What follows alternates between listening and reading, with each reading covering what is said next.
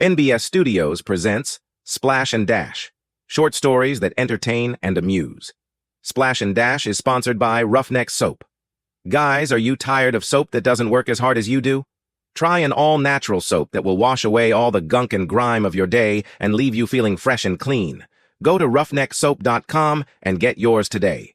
Roughneck Soap, made for men, approved by women. Splash and Dash's feature presentation is Quiet Red Heart, or I, Rick, Rolled an Entire Planet, written by D.W. Black, narrated by NBS Studios. They say the universe is a cold, vast vacuum, filled with silent stars and indifferent galaxies. But for the last 8 months, the void had been gently whispering to me, in messages. Beautiful, strange messages. She called herself Quiet Red Heart. It started like many modern dating opportunities begin, with a dating app I barely had the courage to join.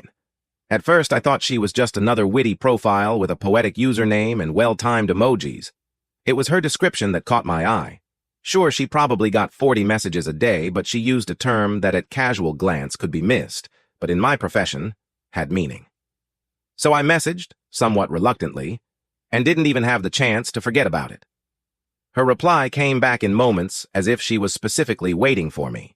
I would have dismissed things from there, but she understood my humor, quoted obscure physics texts, and once referenced the exact lab playlist I only ever used during meteor shower analysis. I was hooked and having fun as she reeled me in. We never video chatted, never spoke on the phone. She said she was old-fashioned, and texting reminded her of writing letters in a way.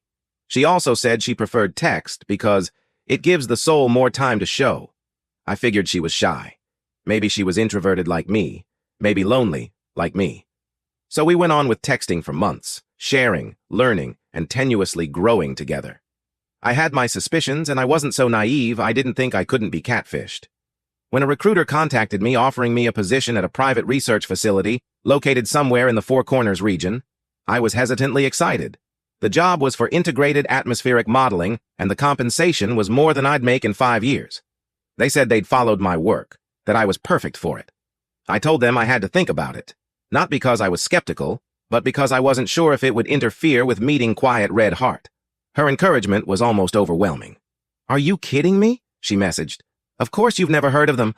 The best places to work don't go flaunting their names willy-nilly. Anyone in our line of work would love to work there. Of course you should take it." I was still conflicted because everything had improved so much since I met Quiet Red Heart. It was hard not to be speculative, but I also felt emboldened. I returned the call and began the recruiting process. What made my chest tighten wasn't the money or the timing. It was the brief implications here and there that made me say, "What, excuse me, or could you repeat that?" I found myself shaking my head frequently. Of course, they weren't saying things from my conversations with Quiet Red Heart, until the recruiter said, "We believe your simulations regarding dormant Martian hydroanalysis may finally see a new light."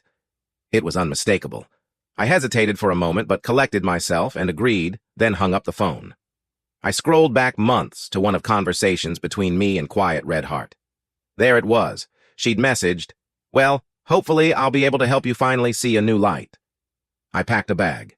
The facility looked like it had grown out of the desert itself. Low, crimson structures designed to blend in with the sandstone around it. High-tech, yes, but quiet. Thoughtful. Even the wind moved differently out here. It wasn't just environmentally friendly. It was part of the ecosystem. The recruiter and the site facilitator met me at the entrance. It was nice finally putting a face to the voice of the recruiter, but it was the site facilitator who kept distracting me. She had deep hazel eyes, as if golden hour were caught in a storm.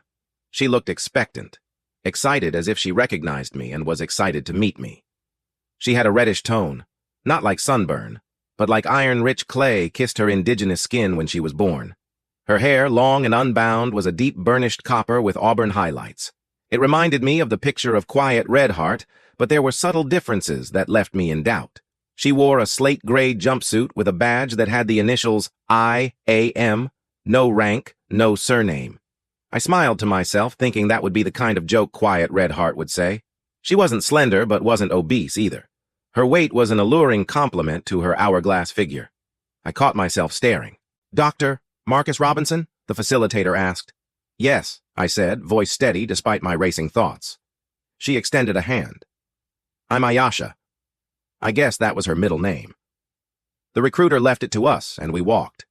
She showed me labs and underground greenhouses, computer-assisted atmospheric engines, and a launch simulator room that was way too classified for someone just being recruited. I asked questions. She deflected some with a charming half-smile. Other times she spoke as if she knew me personally, like when she handed me a mug of coffee and told me it was even in my favorite color. I noticed things. Instruments tuned to Martian soil resonance. A whole wing dedicated to gravity acclimation. This wasn't an Earth-based project. This was prep for something off-world. Then, just before I was supposed to leave, she paused outside one of the observation domes. The sun was setting, casting a surreal red glow across her face. "You're not what I expected," she said softly, almost to herself. "What were you expecting?" She turned, her eyes searching mine. "Someone who would catch on faster. That's not right. Someone who would be bolder." "I don't know." She was clearly frustrated, and I was confused. She braced against the rail, looking wistfully at the scenery. I felt myself caught between wanting to hold her, my loyalty to Quiet Redheart, and the suspicion that she was actually Quiet Redheart. Then she said it, 5 syllables that erased any doubt. "I guess entropy blooms in silence." My heart skipped a beat. People use that phrase loosely. It's not a very pleasant feeling when the valves of your heart flutter because you're in momentary shock. However, it's awe-inspiring when it happens because an event so incredible is occurring at that moment. It was an inside innuendo, a private phrase, a strange poetic line from a conversation with Quiet Redheart. She'd said it around the beginning of our conversations, and then I'd used it. It was a running phrase, each of us waiting for a moment when we could say it, much like a Southern woman saying God bless her or his heart. Akin to a group of males always coining the phrase, "That's what she said." I blinked. "Quiet Redheart?" She turned back to me, her expression dawning with renewed excitement and recognition. "Why? Wait, are you telling me?" I took a step back, mind spinning. "That you're her? You're the one I've been talking to for 8 months?" She hesitated, then slowly nodded. "Yes." I stood agog, then said her name again, tasting it like eating a new confectionery for the first time. "Ayasha, that's a beautiful name, that you just told me after 8 months." She opened her mouth, closed it, then opened it again, making an odd syllable. Then she snickered sheepishly, covering her mouth to hide her smile. It was contagious. I began chuckling. Soon we were both laughing. "Your species is so complicated. I can feel so many emotions coursing through my body, so many things they couldn't tell me." She laughed and sighed contemplatively. My laughter ebbed. Then I looked at her, bewildered. "Wait, what?"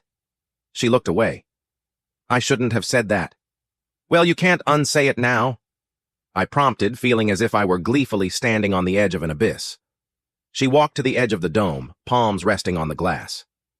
"I was born, well, I'm a fully functional biological construct infused with altered human DNA combined with reconstructed Martian DNA created several years ago from a lattice-based crystal intelligence buried beneath Mars's southern pole, an echo of the last civilization. Their memories, their science, their hopes, all preserved in resonant silica. When your kind sent probes, satellites, data, we listened, we learned, and I grew. I'm a part of them, but I exist as a separate entity, a separate being. It's confusing and sometimes I feel so alone." She crossed her arms over herself as she concluded. I laughed once, sharp and bewildered. "I got catfished by a planet." Ayasha, formerly Quiet Redheart, winced. "That's not entirely wrong. I'm sorry." My mind felt warm as I began to process the implications. I stepped backwards, still stunned. "And you tapped into our networks?" "A simple process. It began before the internet was a whisper on copper wires. From the first radio signals. I've been watching humanity grow. I stayed hidden. Until I found you." She stepped forward tentatively. "Me?" She seemed taller, greater, as if I were speaking to time itself. "Why?" She smiled without looking into my eyes. "They felt you could relate. That you wouldn't treat them as purely empirical data. Their culture. My ancestors, if it helps you to think of them that way, viewed life as more than just ones and zeros. They believed in a spirit that flowed through all life. You saw patterns others ignored. You treated data like it had meaning, substance. You typed like your soul ached. And when I spoke to you, You made me feel less like a signal and more like someone. In a way, it was you who called out to me. I didn't know what to say. I just stood there, eclipsed by the enormity of it all. I turned, watching the light deepen around her, and realized that despite the impossibility of it all, I believed her. She could see, feel, my glaringly slow acceptance of what she was telling me, and stepped forward until she was arm's length from me. "So what is this facility really for?" I asked quietly. She awkwardly placed a hand on my chest. "I'm not the only construct. There are several of us. Even though we were created here, we want to go home. To Mars. Not just to explore, to restore. The atmosphere, the biosphere. We have the technology, but we need people. People who can see further." "And you want me?" I asked. "I always wanted you," she said, voice trembling now, more human than I expected, leaning her head on me. "But I tried to ease you in. We are still learning what it means to be alive again. We would like your help.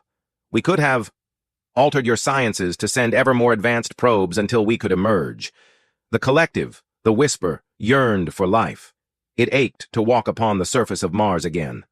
So I am here with you." I took a breath that filled every hollow part of my chest. My brain began to spiral with questions. I began to word vomit, asking rapid-fire questions, trying to comprehend the reality of communicating with a planet. She smiled gently, reached a hand behind my head, and pulled me to her, briefly kissing me, then pulled back slightly. "Did that help?" I cleared my throat. Yes, it did." She beamed. "I used my... you call it instinct?" "Yes, my instincts that you needed reassurance. I'm glad you found it settling." Her fingers touched mine, warm and real, and I realized that the loneliness I'd felt for years wasn't proof of the universe's emptiness. It was proof that I had been waiting for something I didn't yet have the language to name. I embraced her as we watched the sun set on Earth, and I accepted this would be one of the last times I would watch from this planet. "I'd love to go to Mars with you." "When do we leave?" I asked her. I felt all tension ebb from her body as she snuggled into my arms. "I thought you'd never ask." "Well, you know how it is sometimes. Entropy blooms in silence." She looked into my eyes, smiling. We kissed again a little longer, waited for the sun to disappear, and left to begin planning our departure. Splash and Dash is sponsored by Roughneck Soap and supported by viewers like you. Click like, subscribe, share, and comment to join us in the next story from Splash and Dash.